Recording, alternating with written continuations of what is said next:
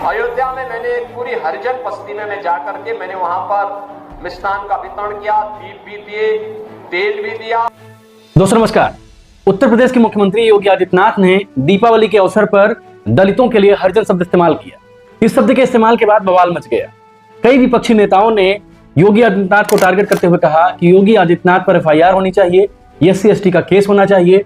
आखिर क्या है विवाद और आखिर हरिजन शब्द की ऐतिहासिकता क्या है, इतिहास में इसका संदर्भ क्या मिलता है, सुप्रीम कोर्ट इस पर क्या कहता है और भारत सरकार का इस पर क्या स्टैंड है। आज के वीडियो में ये सब जानने की कोशिश करेंगे और ये भी जानेंगे कि क्या वाकई में योगी आदित्यनाथ पर एफआईआर होनी चाहिए।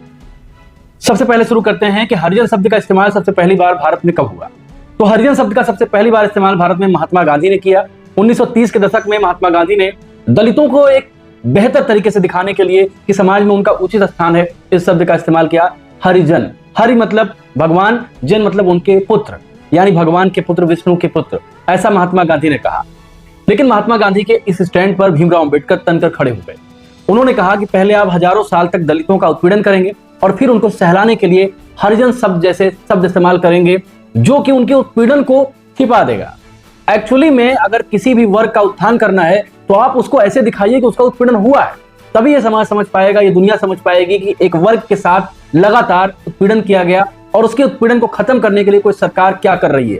अंबेडकर साहब ने इनहेलेशन ऑफ कास्ट और अपनी कई सारी किताबों में, इसके अलावा गांधी और अंबेडकर डिबेट में इस बात को जिक्र किया कि गांधी का नजरिया जाति को लेकर बहुत रेग्रेसिव है, बहुत पिछड़ा है और गांधी का नजरिया जाति को लेकर बहुत चतुराई भरा है, ऐसा अंबेडकर साहब कहते हैं। अंबेडकर साहब कहते हैं कि अगर किसी जाति के उत्पीड़न को खत्म करना है तो जाति व्यवस्था का खात्मा ही एकमात्र उपाय है। और गांधी ये कहते हैं कि दलितों को हरिजन कह दिया जाए, दलितों को और अच्छे शब्दों से नवाजा जाए तो शायद उनके उत्पीड़न पर तेल मरहम लग जाए। ऐसा बहुत गलत है। आप किसी को पहले कोड़े मारिए और कोड़े मारने के बाद आप कहिए कि आप श्रीमान हैं, उसको कैसा लगेगा? ये तो उसकी चोट पर तकलीफ देह बात होगी। ये उसकी चोट पर एक तरह से आग में घी डालने का काम करेगा, मिर्च मसाला डालने का काम करेगा। बहुत गलत बात है ये, ऐसा अंबेडकर साहब ने कहा। और अंबेडकर साहब की इसी लाइन पर पूरा अम्बेडकराइट मूवमेंट, चाहे वो महाराष्ट्र का अम्बेडकराइट मूवमेंट रहा हो, उत्तर प्रदेश का मायावती और कांसीराम का महाराष्ट्र का पूरा जो लिगेसी रही हो, इस पूरी लिगेसी ने इस शब्द को बुरी तरह से नकार दिया।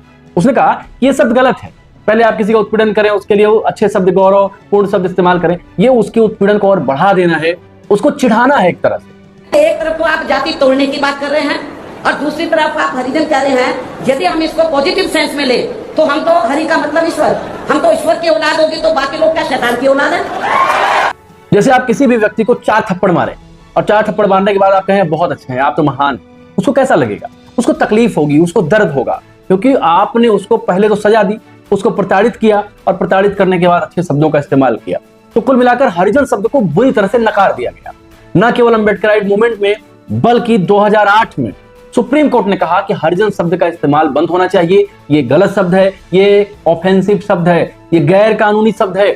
और सुप्रीम कोर्ट के निर्देश से दिशा निर्देशित होते हुए भारत सरकार के समाज कल्याण मंत्रालय ने 2008 में एक गाइडलाइन जारी की और प्रदेश सरकार स्टेट गवर्नमेंट से रिक्वेस्ट की, दरख्वास्त की कि हरिजन शब्द का इस्तेमाल बंद होना चाहिए, क्योंकि यह शब्द किसी भी उत्पीड़न को तेल मरहम का काम करता है, उसके दर्द को दूर करने का काम नहीं करता, उसको चिढ़ाने वाली चीज जैसे लगती है। इसलिए हरिजन शब्द का इस्तेमाल बंद होना चाहिए। मायावती जी ने भी हरिजन को लेकर सीधा स्टैंड रखा है, एकदम सीधा स्टैंड कि वो हरिजन शब्द को नकारती हैं। जब योगी आदित्यनाथ ने हरिजन शब्द का इस्तेमाल किया तो चंद्रशेखर आजाद रावण ने भी इसकी आलोचना की और कहा कि ये ऑफेंसिव शब्द है। आप योगी आदित्यनाथ के बयान को सुनिए। मैं तो आज अयोध्या में था सुबह। अयोध्या में मैंने एक पूरी हरिजन बस्ती में मैं जाकर के मैंने वहां पर मिष्ठान का वितरण किया, दीप भी दिए, तेल भी दिया और उनको दीपावली की खुशियां भी उनके साथ मैंने वहां पर मिल बांट करके उन सबको बधाई भी दी है। और मैं आपसे भी आग्रह करूंगा, प्रदेशवासियों से भी कहूंगा। योगी आदित्यनाथ जब हरिजन शब्द कह रहे थे तो उनके कॉन्शियसनेस में दलितों को लेकर एक तरस था। क्या दलित तरस खाने के पात्र हैं या उनको सशक्त करके भारत की मुख्यधारा में लाने का प्रयास किया जाना चाहिए?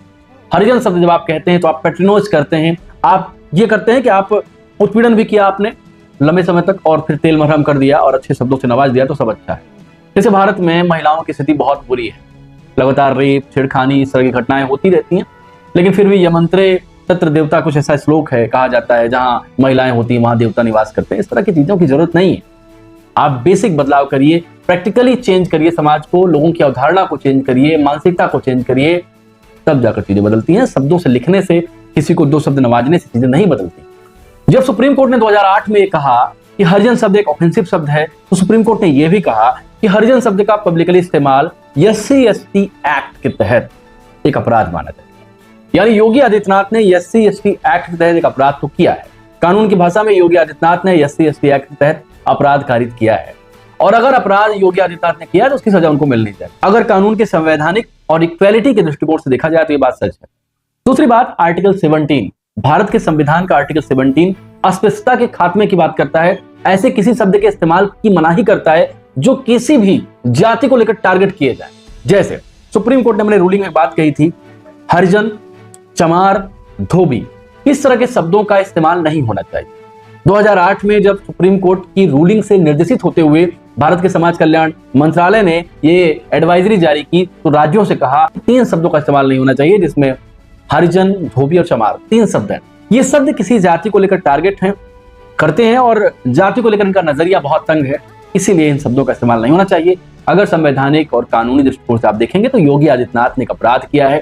SC/ST एक्ट के तहत इन पर केस होना चाहिए, FIR होना चाहिए, ऐसी तो संवैधानिक व्यवस्था कहती है। और सुप्रीम कोर्ट खुद अगर इस बात को कह रहा है तो क्या सुप्रीम कोर्ट वाकई में योगी आदित्यनाथ के खिलाफ सुओ मोटो लेगा? सुओ मोटो वो प्रक्रिया होती है जब अदालतें खुद किसी मामले का संज्ञान लेती है कि भाई मामला हुआ, अगर कोई केस नहीं भी दर्ज कर रहा है तो अदालतें उसका संज्ञान लेती हैं, क्योंकि उनको ये लगता है कि समाज में ऐसी चीजें नहीं होनी चाहिए। तो क्या देश की अपेक्स अदालत, देश की सर्वोच्च अदालत योगी आदित्यनाथ के खिलाफ सुओ मोटो लेगी? क्या सुप्रीम कोर्ट में योगी आदित्यनाथ को बुलाया जाएगा और कहा जाएगा उन पर केस चलाया जाए? अब तो ये आने वाला वक्त बताएगा। लेकिन सच्चाई यही है कि योगी आदित्यनाथ ने गैर कानूनी काम किया है, और योगी आदित्यनाथ ऐसा करते भी रहे हैं। हरियाणा चुनाव कटेंगे बटेंगे, इस तरह की विभाजनकारी राजनीति भारत में बंद होनी चाहिए, इसका बाइकाट होना चाहिए। आप इस पर क्या सोचते हैं? आपका स्टैंड क्या है? हम कमेंट बॉक्स में भी बातचीत कर सकते हैं, विमर्श कर सकते हैं। आप अपने नजरिए से कमेंट बॉक्स में जाहिर करें कि आप इस शब्द के खिलाफ हैं या नहीं, और अगर खिलाफ हैं तो क्यों हैं, और खिलाफ नहीं है तो क्यों नहीं। हम इस विमर्श को कमेंट बॉक्स में भी कर सकते हैं। चैनल पर नए हो, चैनल को सब्सक्राइब कर लें। हाँ, वीडियो को लाइक जरूर कर दिया करें। वीडियो को आप लाइक करेंगे तो वीडियो और दूर तक जाएगी और लोगों तक पहुंचेगी, ऐसी मैं उम्मीद करता हूं। नमस्कार।